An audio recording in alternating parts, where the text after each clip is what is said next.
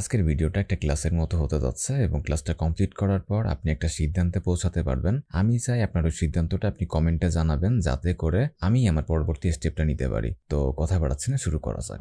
আমরা সবাই কোনো না কোনোভাবে ফেসবুক বলেন, ইউটিউব বলেন, ইনস্টাগ্রাম বলেন বা লিঙ্কডইন বলেন, কোনো না কোনো প্ল্যাটফর্মে কন্টেন্ট পাবলিশ করেছি। কিন্তু প্রফেশনাল কন্টেন্ট ক্রিয়েটরদের মতো আমরা হয়তো রেগুলার বেসিসে কন্টেন্ট মেক করি না। তবে কন্টেন্ট ক্রিয়েশন সম্পর্কে একটা ধারণা রাখা ভালো, যাতে করে প্রফেশনালি বলেন বা নন প্রফেশনালি আপনি আপনার কন্টেন্টের কোয়ালিটি ডেভেলপ করতে পারেন।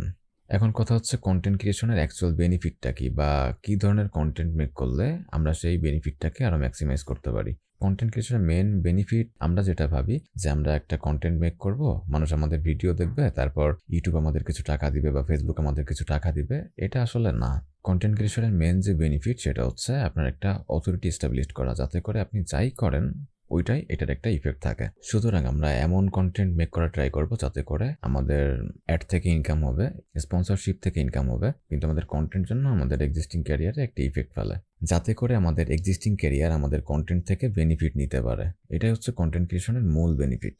অ্যাড থেকে ইনকাম বা স্পন্সরশিপ থেকে ইনকাম এগুলো সব এক্সট্রা। আমি বলতেছি না এগুলো ইম্পর্টেন্ট না বা এগুলোর কোনো ভ্যালু নেই, তবে মেন ইম্পর্টেন্ট থিং হচ্ছে অথরিটি বিল্ড করা। কারণ অথরিটি থেকে আসে অ্যাটেনশন এবং অ্যাটেনশন থেকে আসে বাকি সবকিছু।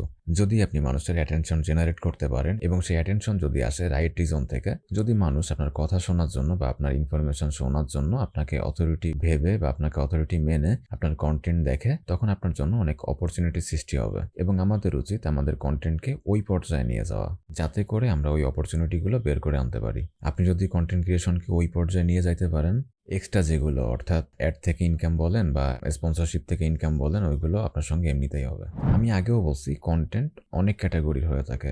এখন আপনি কিভাবে বুঝবেন যে কন্টেন্ট ক্রিয়েশনের ক্ষেত্রে আপনার কোন ক্যাটাগরিটা পিক করা উচিত? এখন কথা হচ্ছে আমাদের প্রত্যেকেরই একটা ফ্রেন্ড সার্কেল থাকে। একটু খেয়াল করলে দেখবেন কিছু কিছু ফ্রেন্ড কিছু নির্দিষ্ট বিষয়ে এক্সপার্ট বা কিছু নির্দিষ্ট বিষয়ে খুব ভালো ধারণা রাখে। যেমন কেউ বিজনেস খুব ভালো বোঝে, কেউ পলিটিক্স খুব ভালো বোঝে, কেউ দেখা যাচ্ছে মোবাইল, কম্পিউটার বা ল্যাপটপ, ইলেকট্রনিক্সের জিনিসপত্র নিয়ে খুব ভালো আইডিয়া রাখে। আবার এমন কিছু ফ্রেন্ড দেখবেন যাদের কমিউনিকেশন স্কিলটা খুব ভালো, তারা খুব সহজে মানুষের সাথে কমিউনিকেট করতে পারে। ঠিক তেমন আপনিও কোনো না কোনো বিষয়ে এক্সপার্ট, যেটা হয়তো বা আপনি কখনো খেয়ালই করেননি। এখন আপনার কাজ হলো আপনি আপনার ফ্রেন্ড সার্কেলের কাছে জিজ্ঞাসা করবেন যে বলতো আমি কোন বিষয়ে এক্সপার্ট বা আমি কোন বিষয়ে খুব ভালো ধারণা রাখি। দেখা যাচ্ছে যে 10জন ফ্রেন্ডের মধ্যে 8জন ফ্রেন্ড যেটা বলবে যে তুই এই বিষয়ে খুব ভালো ধারণা রাখিস, আপনি সেই ক্যাটাগরিটা পিক করবেন। যদি আপনার মেজরিটি অফ ফ্রেন্ডস বলে যে আপনার বিজনেস সম্পর্কে আইডিয়া ভালো, তখন আপনি বিজনেস রিলেটেড কন্টেন্ট তৈরি করা শুরু করতে পারেন। আপনি আপনার কন্টেন্টে বিজনেস আইডিয়া শেয়ার করতে পারেন মানুষের সঙ্গে। যদি আপনার মেজরিটি অফ ফ্রেন্ডস বলে যে আপনার পলিটিক্স সম্পর্কে জ্ঞান ভালো, তখন আপনি পলিটিক রিলেটেড কন্টেন্ট তৈরি করতে পারেন। সেখানে আপনি দেশের সাম্প্রতিক সময় কি হচ্ছে না হচ্ছে এইগুলো শেয়ার করতে পারেন। কি আছে সেটার থেকে কি হইলে ভালো হইতো, বা যা আছে তার থেকে এরকম হইলে আরো বেশি খারাপের দিকে যাবে, এরকম কন্টেন্ট তৈরি করতে পারেন। যদি আপনার মেজরিটি অফ ফ্রেন্ডস বলে যে আপনার কম্পিউটার, মোবাইল বা ল্যাপটপ বা ইলেকট্রনিক্সের জিনিসপত্র সম্পর্কে আপনার আইডিয়া ভালো, আপনি টেক রিভিউ করতে পারেন। যদি এইভাবে যাচাই করে আপনি একটা ক্যাটাগরি চুজ করেন, আমি মনে করি আপনি কন্টেন্ট ক্রিয়েশনে খুব ভালো করতে পারবেন। এখন ধরে নিচ্ছি যাচাই বাছাই করার পর আপনি একটা ক্যাটাগরি চুজ করেছেন, তবে প্রথমে যেটা আপনি ফেস করবেন সেটা হচ্ছে একটা কন্টেন্ট সাজানোর সময় আপনি ব্ল্যাঙ্ক আউট হয়ে যাবেন। এবং যখন আপনি ব্ল্যাঙ্ক আউট হবেন, ধরে নেবেন আপনি একজন কোয়ালিটিফুল কন্টেন্ট ক্রিয়েটর হতে যাচ্ছেন। ব্ল্যাঙ্ক আউট হওয়াটা অবভিয়াসলি একটা পজিটিভ সাইন, কারণ আপনি আপনার কন্টেন্টের কোয়ালিটি নিয়ে কনসাস। আপনি আপনার কন্টেন্টের জন্য সুন্দর একটা টপিক সিলেক্ট করেছেন, কিন্তু আপনি বুঝতেছেন না আপনি কন্টেন্টটা কিভাবে সাজাবেন, কন্টেন্টের প্রথম অংশ কেমন হবে, মাঝের অংশ কেমন হবে, লাস্টের অংশ কেমন হবে, কিভাবে কন্টেন্ট সাজালে ভিউয়ারদের ইন্টারেস্ট বজায় থাকবে। এইসব বিষয় যখন মাথায় ঘুরপাক খাবে, আপনি ব্ল্যাঙ্ক আউট হতে বাধ্য। কন্টেন্ট ক্রিয়েশনের শুরুর দিকে এটা সবার সাথে হয়, আমার সাথে হয়েছিল, আপনার সাথেও হবে, এটাই স্বাভাবিক।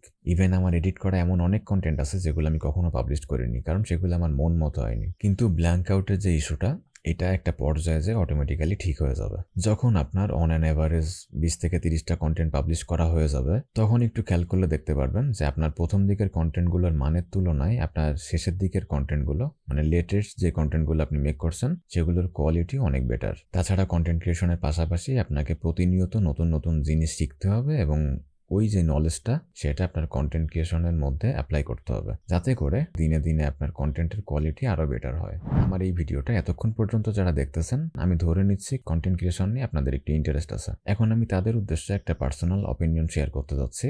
তা হলো, আমি প্রফেশনালি কন্টেন্ট ক্রিয়েশন শুরু করতে যাচ্ছি এবং আমি একটা গ্রুপ ক্রিয়েট করব।